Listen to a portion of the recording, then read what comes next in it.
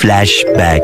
বরাবরই আমি বাইরের কাজ করা সত্ত্বেও আমার বাসায় যখন রান্না বান্নার কাজ হয় আমি জানি না শরীরে আমার কেমনে এত এনার্জি আয় পড়ে। এটা যদি হয় আমার পছন্দের কোনো মাছ তাহলে তো কোনো কথাই নাই। আসসালামু আলাইকুম, আমি আমার সুন্দরীরাফা। কেমন আছেন আপনারা সবাই? করতেছি আপনারা সবাই ভালো আছেন যে যার জায়গায়। আল্লাহর রহমতে আমি অনেক ভালো আছি। তো আমি অনেক টায়ার্ড ছিলাম, বাট তারপরেও বাসায় আইয়াই আমি ড্রেস চেঞ্জ না করে রান্নার কাজে লেগে গেছি, কারণ আমার বাসায় আজকে আইছে আমার ফ্রেন্ডের আম্মু আব্বু। তো আমার ফ্রেন্ড রান্না বান্নায় তেমন পটু না, তো এর জন্য রান্নার দায়িত্বটা আমার গাড়ি পড়ে গেছে। কারণ ড্রেস চেঞ্জ করতে গেলে অনেকটা বেশি লেট হয়ে যাবো, তাই আমি তাড়াতাড়ি করে রান্নার ঘরে আই পড়ছি। ভিডিও দেখার আগে আজকে ভিডিওটা কেটা কোন জায়গা থেকে দেখতেছেন অবশ্যই কিন্তু কমেন্ট সেকশনে জানাইতে একদমই বলবেন না, কারণ আপনারা জানেন না, আপনারা যখন অনেক জায়গা থেকে কমেন্ট করেন আমার দেখতে অনেক ভালো লাগে। তো এই জায়গায় আমি বড় সড় একটা ইলিশ মাছ নিয়ে নিয়েছিলাম, সুন্দর মতন করে আর কি কাটতেছিলাম। আমার মাছ কাটা অনেক পছন্দ, যদি ইলিশ মাছ তাহলে তো কোনো কথাই নাই। আমি অনেক ছোটবেলা থেকে রান্না বান্না পারি আলহামদুলিল্লাহ। আমার আম্মু ছোটবেলা থেকে আমার রান্না বান্না শিখাইছে, যার কারণে মাছ কাটা থেকে শুরু করে 10-12 জনের রান্নাও আমি করতে পারি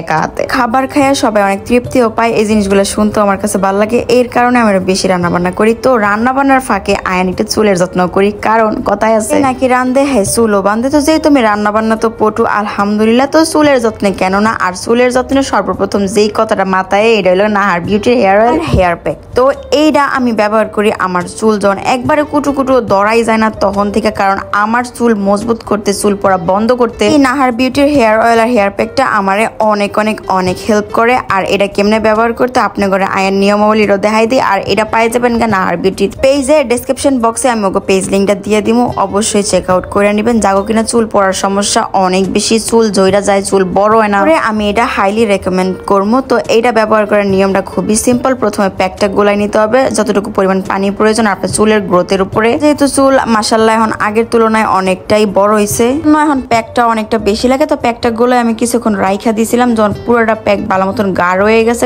ওই পর্যায়ে আমি সুন্দর করে চুলে অ্যাপ্লাই করে চুলটা ওয়াশ করে দিলাম আর চুলটা ড্রাই করে নিছি। এই পর্যায়ে আমি এই অর্গানিকের তেলটা ব্যবহার করে নিব। আর এটার ভিতরে কালিজিরা, মেথি আরো অনেক ধরনের জিনিসপত্র দেওয়া আছে। সব থেকে ইন্টারেস্টিং বিষয় ওগো এই তেলটার মধ্যে কিন্তু পিওর যে একবার খাঁটি নারিকেল আছে, ওই নারিকেলের তেলটাই ব্যবহার করা হয়, যার কারণে এটা চুলের লেগে অনেক বেশি হেল্পফুল। চুল পড়ার সমস্যা অনেক বেশি। আর সপ্তাহে 4 দিন এই প্যাকটা লাগাইবেন, আর সপ্তাহে 4 দিন এই তেলটা দিবেন। আর যাগো চুল পড়ার সমস্যা আমার মতন একটু কম, তারা সপ্তাহে 2 থেকে 3 দিন দিলে ব্যাস। এই তেলটা দিয়ে হেড ম্যাসাজ করলে এত আরাম লাগে বলার বাহিরে। তো আশা করি আপনাকে চুলের সমস্যা দূর হয়ে যাবো। চুল কালো করতে চাইলে, চুল লম্বা করতে চাইলে, ঘন করতে চাইলে অবশ্যই ব্যবহার করবেন। আমার অনেকগুলা রান্না বান্না এই জায়গায় দেখতে পেতেছেন, অনেকগুলা লেগ পিস আমি নিয়ে নিয়েছি, সুন্দর করে ডোরা কাটা দাগ দিয়ে নিতেছি, কারণ ভিতরে যেন মশলাটা প্রপার পৌঁছাইতে পারে। যেহেতু আমি পুরাটার একটা ভুনা করবো, এই লেগ গুলা ভুনা করবো, লেগ পিস গুলা, আর লগে রান্না করবো আমার আইকনিক রেসিপি যেটা কিনা হইতেছে ইলিশ মাছের পাতলা ঝোল টমেটো দিয়া।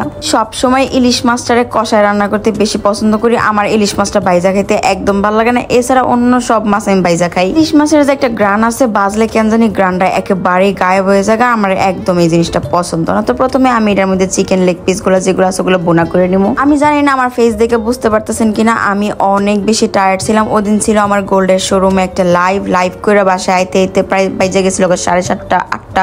এই তড়িঘড়ি করে রান্নার কাজে লেগে গেছি। শুধুমাত্র রান্না হলে একটা কথা ছিল, কুটা বাটা সবকিছু করা লাগছে। আর একদিকে আমার লাইফটা সেভিয়ার হয়ে গেছে, কারণ আমার যত মশলাপাতি বাটাবাটির ঝামেলা একদম করা লাগে না। আমি যখন থেকে ঢাকা থাকি আমার আম্মু সব সময় আদা, রসুন, গরম মশলা, জিরা, তারপরে পেঁয়াজ বাটা সবকিছু বাইটা বড় বড় বাটি করে দিয়ে দেয়, কারণে আমি যখন তখন গরুর মাংস কোন যে কোনো কিছু রান্না করতে পারি, আমার তেমন একটা সমস্যা হয় না। আমার মাঝে মধ্যে ইচ্ছা করে যে আমি প্রায় সময় প্রতিদিনই যদি এরকম রান্না বান্না করতে পারতাম কত ভালো হতো। আর আমি করিও অবশ্য, মাঝে মধ্যে ভিডিও করা হয়, মাঝে মধ্যে করা হয় না।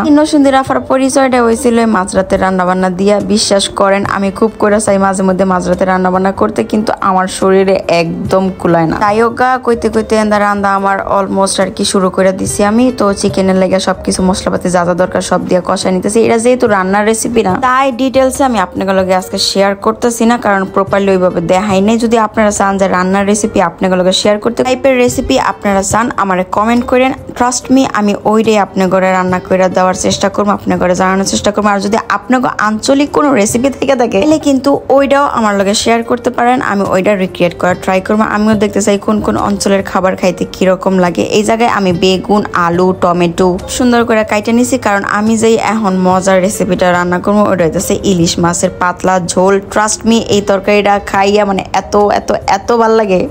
গরম এক প্লেট ভাত লগে এরকম ইলিশ মাছের পাতলা ঝোল, তাও টাটকা মাছ, খাইতে অসাধারণ স্বাদ। আর আমি রান্না করতে করতে আমি সবসময় সব ক্লিন রাখি, কারণ একটু সূচিবাই রোগ আছে, একটু না অনেকটাই আছে। মানে আমার প্রপার ক্লিন জিনিস না দেখলে আমার একদম ভাল লাগে না। আর দেখেন চিকেনের কালারটা মাশাআল্লাহ কত সুন্দর লাগতেছে। এই জায়গায় আমার ইলিশ মাছ কষানো হয়ে যেতেছে গা। আর এটার মধ্যে কিন্তু কোনো ধরনের পেঁয়াজ, আদা, রসুন বাটা কোনো কিচ্ছু দেয়নি, বাট তারপরে অমাইক একটা টেস্ট লাগে এই তরকারিটার। ভিডিওটা আজ থেকে 1 মাসের আগের। তো আমার কুটু, মানে আমার ছোট ভাই যেটা আর কি, খরগোশ, ও আইছিল আমার বাসায় বেড়াইতে। তো ও আবার আমার আচ্ছারা এখন খাইবো না মর্জি ধরছে। আমিও ক্ষুদায় কুপোকাইত, কিন্তু কিচ্ছু করার নাই, ও তো আমার আচ্ছারা খাইবই না। তো যাই হোক, তাড়াতাড়ি করে বাইরে ছোট বাইরে খাওয়ায় শান্ত করলাম। ঢাকায় আইয়া পড়ার পর থেকে আমি আমার ফ্যামিলি মানুষটা একটু বেশি মিস করি, কারণ এখন তো আর ওই রকম সচরাচর সবসময় চোখের সামনে ওরা থাকে না কেউ। মানে মন বানাই যে আমি সাবার যাই কয়দিন থাকবো, তখনই আমার একটা না একটা কাম পড়া যায়। আমার মাঝে মধ্যে খুব জিদ লাগে, কিন্তু কিছু করার নেই, কর্ম তো করতেই হবে। কেউ খরগোশের খাওয়াই টাওয়াই দিয়া এবার আমার খাওয়ার পালা। আমি ক্ষুদায় একেবারে শেষ। আর ইলিশ মাছের গ্রান শোঙার পর থেকে আমি কতক্ষণ খামু খালি ওইটা চিন্তা করতেছিলাম। আমার আজকের ব্লগ কিরকম লাগছে অবশ্যই কমেন্ট সেকশনে জানাইতে একদমই ভুলবেন না। দেখা হইব আপনাগুলোকে অন্য কোনো ভিডিওতে, অন্য কোনো ব্লগে। এই পর্যন্ত সবাই জানাইতেছি আল্লাহ হাফেজ।